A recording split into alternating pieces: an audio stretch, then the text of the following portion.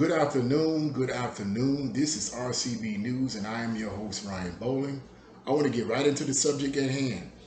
This is dealing with the latest video by the famous rapper by the name of Lil Nas. Now, I don't watch a lot of these videos and stuff like that. I'm not really into hip hop or whatever, but in order for me to say anything about this, I have to watch it. Now, I really tried, you guys. I really tried. I really tried to watch it. I watched a vast majority of it, but it made me very uncomfortable. Now, before I go any further into this video, I must put a disclaimer out there. Number one, this is not an attack against a person's sexual preference. I'm not here dealing with whether or not you want to be straight or gay or transgender or any of that. That is your choice. It's between you and your God. I believe what I believe, you believe what you believe. That is not at all what this video is about. What this video is about is our children and how this is influencing our young people. Now, several weeks ago, some of you and my viewers may have already watched a video that I made in reference to this very idea of what I believe to be an agenda being pushed by the gay community. Okay, so this is a disclaimer. This is not about an attack against anyone's sexual preference, but this is an address that I would like to give in reference to our children. I believe that our children is in danger. Now, as said earlier, I tried to watch this video and I saw some very disturbing things in this video. Now, as a consenting adults, we have the right to watch whatever we want to watch. That's our right. We can watch whatever we want to watch. That's between you and God and between you and your own brains and your own mind. But let's be realistic. A lot of our young people are watching these videos. They're listening to these rappers and these pop artists. And whether these pop artists are aware of this or not, they are actually influencing the perceptions of young people. Young people and young teenagers have very impressionable minds. All of us know that. They have very impressionable minds, and even younger than that, very impressionable minds. If you don't teach them a certain standard or a certain moral standards, they will adopt what they see in TV and in movies. So that's what I want to address here. This is his latest video, and I'm going to say this before I go into reading a couple of paragraphs from Mark Dice's book. I was watching Brandon T. Tatum, who was a person I subscribed to some time ago. He's a great guy. And I agree with his statement that young people, their minds are very impressionable. And as adults, we have the right to listen to what we want to listen to. We have the right to watch what we want to watch. But let's face it, young people, when they're not in our presence, they're watching all of this stuff. And if we as parents and adults don't teach them and don't help them, they will adopt this type of philosophy. So I wanted to do something here that I did in one of my last videos several weeks ago, dealing with the same subject of how I personally believe that there is an actual agenda being pushed on our young people to over-sexualize them. And I wanted to read this a paragraph or two from one of Mark Dice's books, Hollywood Propaganda. This is a book that I did read in my other videos, but I did read an excerpt for this. I'm going to read the same portion, but I'm going to focus on a particular term.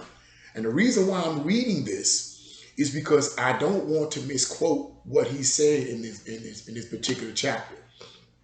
I also want to mention that if you want to find the resources, you can find the resources of the material in the description box below on my video. Now, as I said earlier, I believe that there is an agenda being pushed on our young people to over-sexualize them.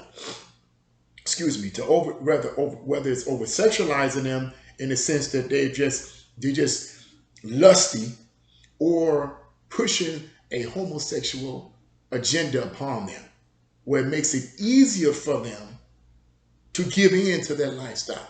We're talking about our young people. We're not talking about consenting adults.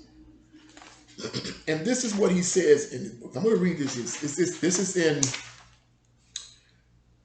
the chapter is entitled The LGBT Agenda.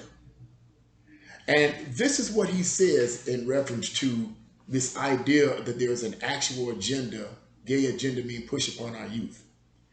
In 1987, in the 1987 Gay Community News, which was a popular LGBT publication at the time, admitted now, the gay revolution will require the use of entertainment in order to be achieved.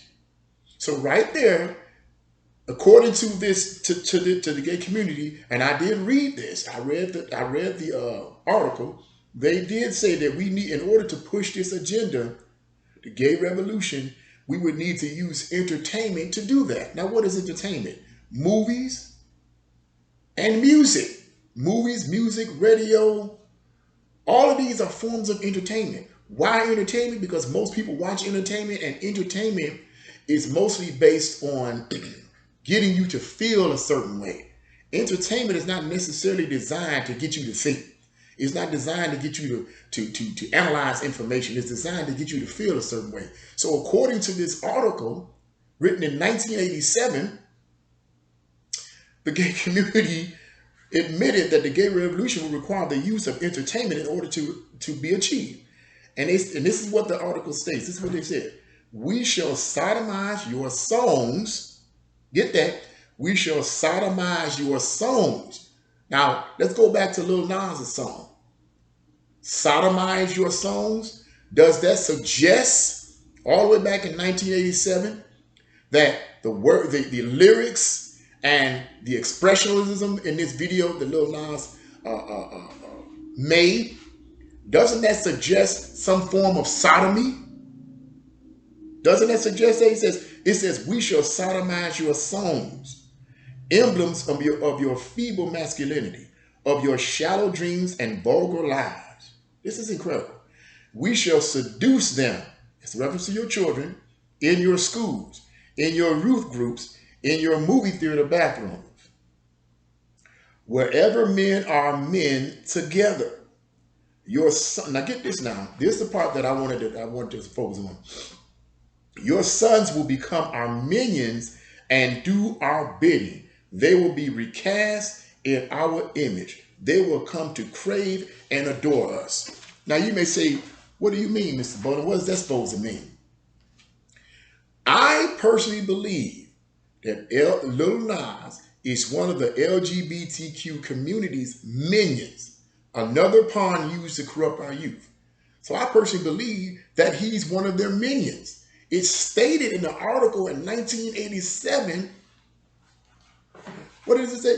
That it says your sons will become our minions. I'm pretty sure Lil Nas is someone's son. That's someone's son.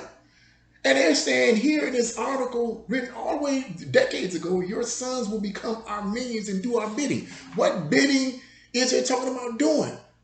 The bidding of the gay revolution. To push the gay revolution upon our youth. It's about your youth. It's not about adults. Adults have the ability to make these kind of cognitive decisions. But youth are very impressionable. They go by mostly what they feel. So we got to see this. I believe that there's an agenda, and as adults, we do have a responsibility to teach our children. But I'm going to get to that a little later. Now, I wanted to read another book that some of you may be familiar with. Yes, I like Mark Dice's books, and I'm pretty sure he wouldn't mind me advertising his books on YouTube. Let me tell you that right now. This one's called Liberalism, Find a Cure. Oh my goodness. When I read this, I was like, oh Lord, I literally was getting a stomachache reading all the information and stockpiled. And this is extremely well documented. And once again, if you want to find or read the sources that's coming out of the book, many of these sources will be in the description box below. You can go to them on your own time. But I wanted to read another chapter, a few paragraphs from another chapter in this book that supports my belief that there is an agenda, a gay agenda being pushed upon our youth. And this is on page 191. And it says, page 189. And it's entitled, They're Coming for the Children. They're coming for the children. They're coming for the children. That's how he entitled this. He says, these are Mark Dice's words based on his reading of these articles. We're seeing an alarming number of new children's books depicting gay storylines in order to teach kids that it's perfectly normal. Once again, the idea of normalizing sexuality, and that they shouldn't be expected to marry a member of the opposite sex when they grow up. In King and King, evidently this is some kind of gay storyline, a would-be prince decides he wants to marry a man instead of a princess. Now, why would you be having something like that in a book for children if you wasn't trying to push some agenda? Come on now. In Worm and Worm, two male worms, get this now, in Worm and Worm, two male worms get married. Worms. And Tango Makes Three, which was released in 2005, look how long ago that was, tells the story of two gay penguins who adopt a baby penguin and live as a family. And Santa's husband, Santa Claus, is depicted as gay with a black boyfriend. This is really, really bad. I want to read another portion here. It says, a 6th grade teacher in Texas gave her 12-year-old student a questionnaire. Now this boy, 12 years old. This teacher in Texas gave her 12-year-old student a questionnaire titled, How Comfortable Am I? Which asked the kid to rate on a scale of 1 to 4 how comfortable they were with a variety of situations involving race, ethnicities, and sexual orientation. One of the questions asked the kids how comfortable they would feel at a gay bar. After one of the students' parents were made aware of the questionnaire and confronted the school, disciplinary action was taken according to the school's spokesman. What that action was, they would not say, which probably means the teacher was given a week's suspension and was not fired. But here's the point here. And like I said earlier, you can find the resources in the description box below. But I just wanted to read those short excerpts from Mark Dice's 2 books to prove my belief that there is an agenda being pushed upon our children.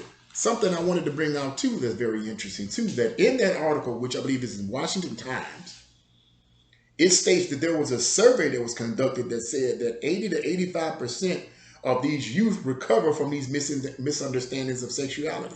So once these young people get to a certain age, they're like, they grow out of it. They grow out of this whole idea of, well, I don't understand certain sexual aspects and certain sexual feelings. They grow out of that. So if, according to this survey, these young people grow out of, preteens and teens grow out of these so-called sexual misunderstandings, then why would teachers and politicians and other in the liberal establishment consistently push this idea or this over-sexualization on our youth? Why would they keep doing that? I'll tell you why they keep doing it. It's because there is an agenda. There is an agenda to over-sexualize our children, confuse them about their sexuality in order to better be able to control them for the new world order. But that's another story, and I digress. Like my hat said, I got that from Anthony Brown Logan. I bought it from his merch shop. I digress. That's a whole nother story. If I start talking about that, I'll probably get kicked off of YouTube. I'm new, so I can't afford to be doing that. I gotta watch myself. But the point is, I believe that there is an agenda. Now, as in all of my videos, I always try to end them with a solution. And my solution for this is just straightforward. Educate your children about sexuality. Don't depend on the schools and movies to do that. Educate our children about sexuality. Whether it's your own children, whether it's children that you know, that you're close to, whatever, educate them about sexuality, because we can't make the assumption that they know just based off their conscience. We have a responsibility as parents, but not just parents, but consenting adults, mature adults. If we see something that we know is not right, if we see something that's out of line, we do have a responsibility to pull that child over and say, you know what, that's not proper. That's not proper. There is a such thing as right or wrong. There is a such thing as morality. And that has been thrown out the door recently. But there is a such thing as right or wrong. And we as parents and as consenting adults, we have a responsibility to train up our children the right way, to give them guidelines, because there is an attack against children because of their vulnerability. So if you like this video, please press the like button, make your comments in the comment section, share this video, and subscribe. Thank you so much. I'll see you again on RCB News as your host, Ryan Boland. Have a great and blessed day.